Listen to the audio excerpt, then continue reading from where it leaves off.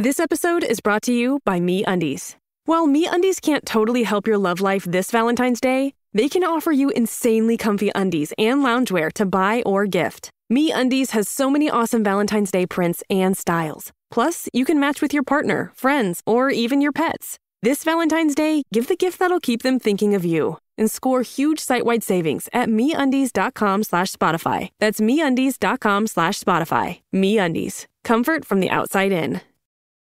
This episode is brought to you by LifeLock. The new year brings new health goals and wealth goals. Protecting your identity is an important step. LifeLock monitors millions of data points per second. If your identity is stolen, LifeLock's restoration specialist will fix it, guaranteed or your money back. Resolve to make identity health and wealth part of your New Year's goals with LifeLock. Save up to 40% your first year. Visit LifeLock.com/podcast. Terms apply.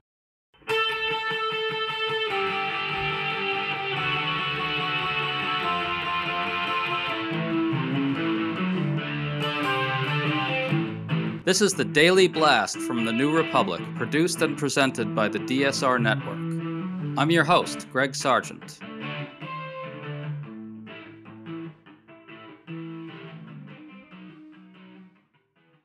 On Wednesday, Donald Trump's administration rescinded the memo that instituted his disastrous spending freeze in what looks like a surrender in the face of a national outcry.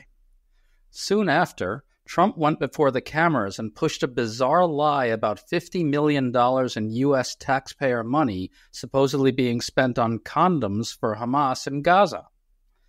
This kind of thing is often described as a flooding the zone strategy, in which Trump throws so many lies and abuses of power at us that we can't keep up.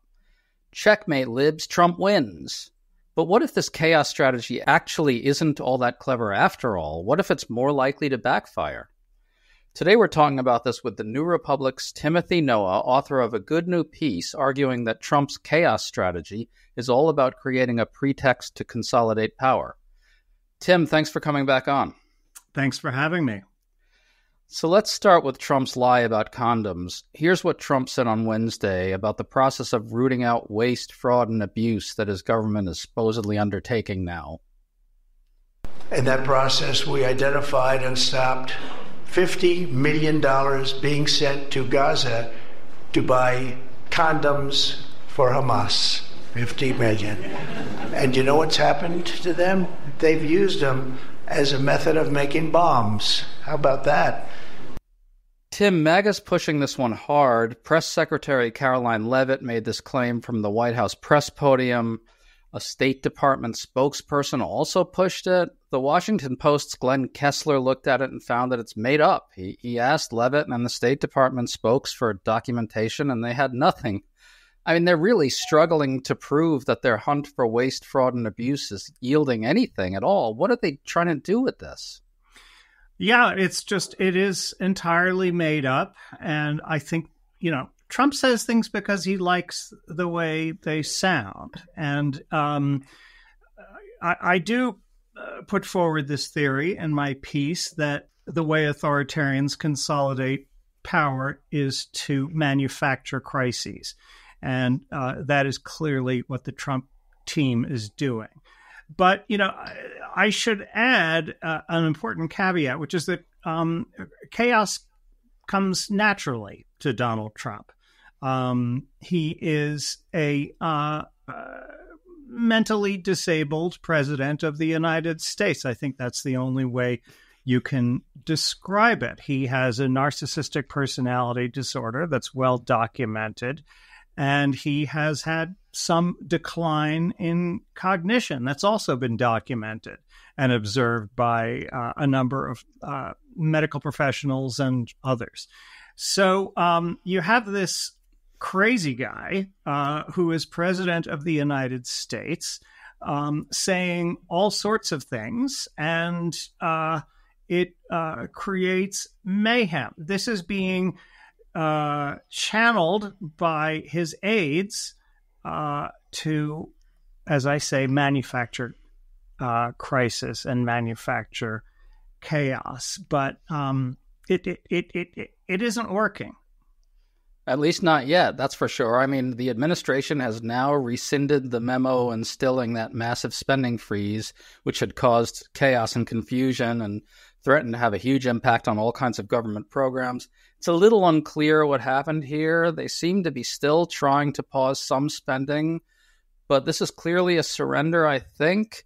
You wrote in your piece that Trump probably thinks turning off all that federal spending was also beneficial to his larger strategy of consolidating power. How would that work exactly? I don't believe that either Donald Trump nor Russell Vought, who is Trump's yet unconfirmed nominee to run the Office of Management and Budget, who the White House more or less confirmed has been running this operation. I don't think either one of them really understands what they were talking about in this memo. It concerns something called federal financial assistance. What is federal financial assistance as opposed to other kinds of spending? This is outlined in a 1977 law that doesn't make it hugely clear. What we know is that procurement of an object like an aircraft carrier, yes, that is procurement. It's not federal financial assistance. However, the purchase of services is sometimes federal financial assistance and sometimes not. As a consequence, you had every agency in the federal government switching off every switch it could because nobody really knows which falls into which category. It was utter mayhem. Not only that, but it's clearly illegal. I want to read a line from your piece. Quote, "No president in history, not even Trump in his first term, ever logged so many illegal actions in so short a time." So we've got the purge of inspectors general, which was likely illegal, designed to make it a whole lot easier to be really profoundly corrupt at the agencies. We've got the threat to prosecute state officials who refused to implement Trump's mass deportations. That was clearly legally ungrounded. And now this effort to usurp congressional power and turn off federal spending that Trump doesn't like, clearly illegal. I really do think we haven't seen an effort to consolidate power quite like this one, have we, Tim? I mean, beyond the whole question of what the role of chaos is, there's a mechanical effort to consolidate power unlike anything we've seen.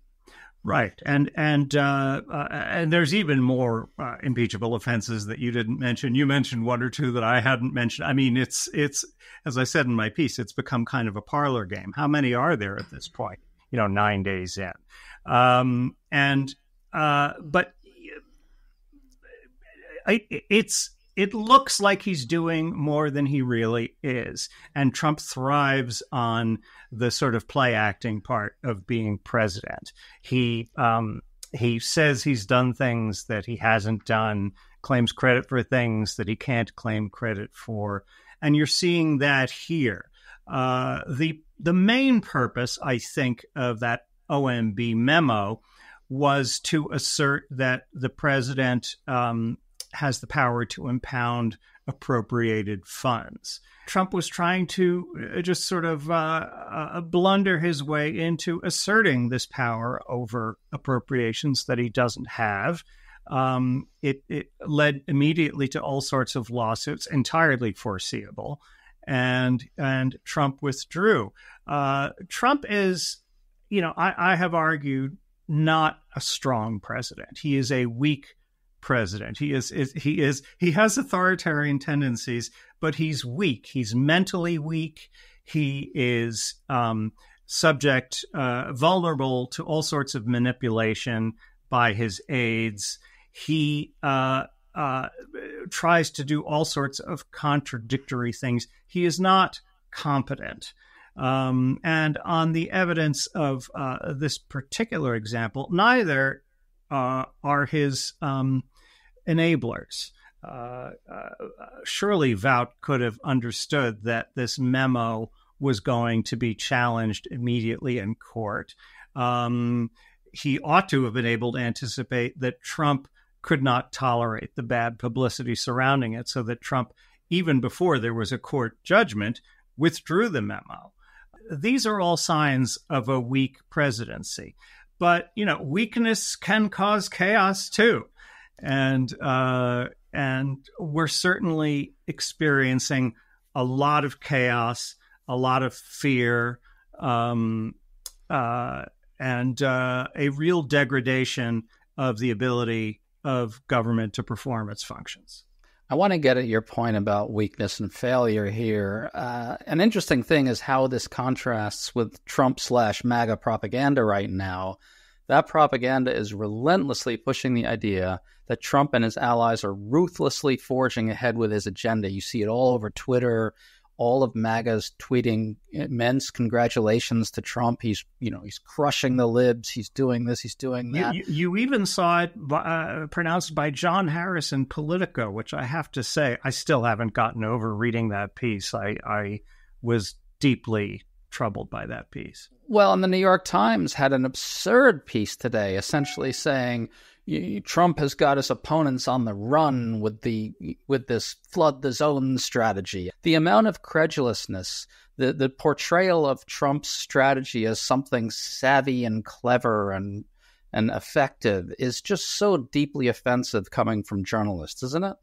Yeah, and I think it's a kind of transference, because it's hard for us journalists to keep track of everything Trump is doing.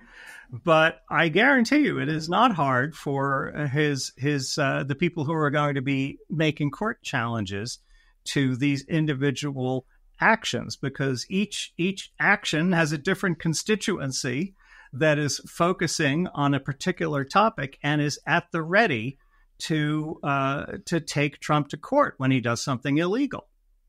There are some exciting changes underway at the DSR network, and we're so happy to share them all with you. In response to requests from our listeners, we're making it easier to find the podcasts you want where you want. Starting February 1st, We're All Gonna Die Radio, Words Matter, and Above Average Intelligence will be available exclusively in their individual podcast feeds.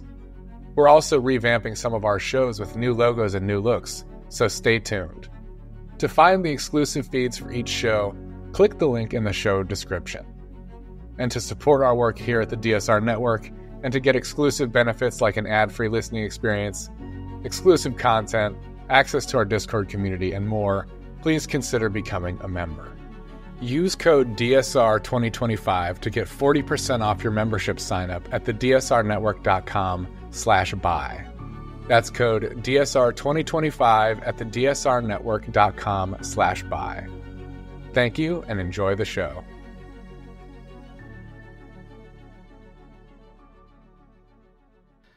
I mean, exactly. The real story here is that they're actually kind of screwing up already. The spending freeze is getting reversed. ICE is already leaking like crazy about how Trump's demand for much higher arrests is going to create major problems. The effort to undo birthright citizenship is stopped in court. I don't want to be too optimistic here. They're going to do a lot of damage, already are doing a lot of damage. But clearly, what we're seeing now is that they're not going to be able to roll over the bureaucracy and our institutions as easily as they thought, as easily as John Harris thinks, as easily as that credulous New York Times piece portrayed, right? That's right. And, even in the Republican Senate, Trump was only barely able to get his defense secretary choice, Pete Hegseth, through. I don't believe he'll be able to get Robert F. Kennedy Jr. through. His whole decision to nominate Kennedy was really a reflection only of Trump's vanity. One of the less attractive qualities of Trump is that he deeply appreciates seeing people who previously denounced him come crawling on their knees to him, and that endears him to such people. And in this case, he rewarded Robert Kennedy Jr. with this nomination, to which Kennedy is manifestly unqualified for, as argued with astonishing forcefulness by Carolyn Kennedy yesterday. And by Democratic senators on the Hill on Wednesday. We should point out that a number of Democratic senators absolutely shredded RFK in the confirmation hearing. Can you tell me why you think he's not going to get in? Well, I think the basic arithmetic is you've got somebody who isn't even a Republican, is up against industry on all sorts of, he's like up against big pharma on all sorts of, bottom line issues. Republicans don't like, in the best of circumstances, don't like going against the business constituency. And I think Trump's commitment to RFK Jr. is a weak one. Sort of vaccination and fluoridation are not issues that Trump really cares about one way or the other. Yeah, well, I certainly hope you're right about that. I was thinking that he was probably going to get RFK, but after today's hearing, I'm really not so sure. Tulsi Gabbard looks to me like she might be a very hard one for some Republican senators to support as well. Right. And with RFK, there is a be careful what you wish for component, which is we don't know RFK to be committed to eviscerating Obamacare. And whoever Trump nominates in RFK Jr.'s stead, I think probably will be committed to doing that. And that's not going to be very good news. So I want to try to pull all this together. Going back to that ridiculous joke about condoms in Gaza, I think what we're seeing here is an effort across the board to degrade public life in every way possible. Having the White House press secretary push that absurdity, having ridiculous legal rationales for immense power grabs, Trump going out there and demanding of his ICE agents that they hit arrest quotas, as it's been reported in the Washington Post. Everything is about just taking public life and turning it into a big joke. Trump offering to buy out federal employees, give federal employees buyouts to retire. Where the money would come from is anybody's guess. Right, and this sort of idea that Trump is this wizard who can just sort of throw us off with a magical distraction strategy. Again, constantly treated with unbelievable credulousness by the press. Let's talk about that, though. The degradation of public life is a thing that's happening. It is a very, very ugly and mean moment in American politics. You wrote about the degradation and the spreading of meanness in U.S. politics and what that means for your newsletter. Can you talk about that as well? Yes, I have a Substack newsletter called Backbencher that I use mainly to publicize pieces I write in the New Republic. And today I wrote about. Well, I remember my mother telling me in 1968, after Robert Kennedy was killed. I was 10 years old, and my mother said, "I don't understand what's happening to this country." And I have compared notes with other people my age, and just about everybody I have asked has said, yes, they had a parent say the same thing to them when they were 10 or 9 or 11. 1968 was a terrible, terrible year. We saw the assassination of Martin Luther King and of Robert F. Kennedy. Later, we saw this awful mayhem at the Democratic Convention. We saw an endless war in Vietnam. It was a time that was as dismal as can be imagined. And people were saying, I don't understand what's happening to this country. And I think people felt that way during Trump's first term. I think they feel it more powerfully now. And I think more and more people will feel that. I think many people who voted for Trump in 2024 will feel that. And it's a sad moment. It's for those of us who really believe in this country and believe in its government, it is devastating to see what is being done in its name. Well, just as happened in 2018, we could see in 2026 some sort of similar backlash, one that is really all about reasserting decency in public life and pushing back on the degradation of it, don't you think? Yes, I think there will be a rout, but that's a long way off. Even longer term, I think I don't know whether you agree. This is a little out there, but I think the Republican Party is in the process of disintegrating. I think that, Liz Cheney has said that, and I think she's dead right. I think conservatives, serious conservatives, are going to need to start looking for a new party to create in its stead, because the Republicans have really sold out on just about every principle and have become, this is not an original thought, but they've become a cult of personality. And that isn't easily undone.